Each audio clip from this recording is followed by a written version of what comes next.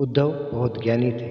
उन्हें विश्वास था कि ज्ञान और वेदों का ज्ञान ही हमें सत्मार्ग पर ला सकता है और हमें मोक्ष दिला सकता है। ज्ञान के द्वारा हम संसार में सब कुछ प्राप्त कर सकते हैं, मोक्ष भी, प्रेम भी, सारी चीज़ें। कृष्ण को ये बात अच्छी नहीं लगी। उन्होंने उद्धव को गोपियों के पास भेजा।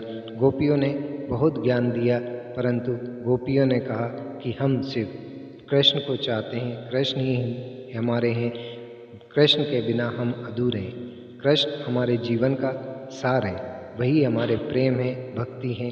इस भक्ति प्रेम में हमें ज्ञान की कोई आवश्यकता नहीं है। उनकी बातें सुनने के बाद उद्धव जी राधा जी के पास पहुँचे तो राधा ने कहा कि उद्धव, कृष्ण सभी गोपियों के साथ मेरी तरह ही प्यार करते हैं। गोपियाँ उनके बिना नहीं रह सकती हैं। प्रेम भी भक्ति का ही एक रूप है। प्रेम में कहीं कोई स्वार्थ नहीं होता। जिसे आप चाहते हैं वे चारों ओर कृष्ण के साथ में आपको दिखाई देते हैं। ऐसा प्रतीत होता है कि कृष्ण उनके साथ हैं। ये एक भक्ति और प्रेम का अद्भुत संगम है। प्रेम भक्ति का एक ऐसा स्वरूप है जिसमें कि मन प्रसन्न भी होता है और दुखी भी होता है। ज्ञान सिर्फ आपके चक्षु को खोलता है, परंतु प्रेम जो है वे हमारे मन के सारे द्वारों को खोल देता है।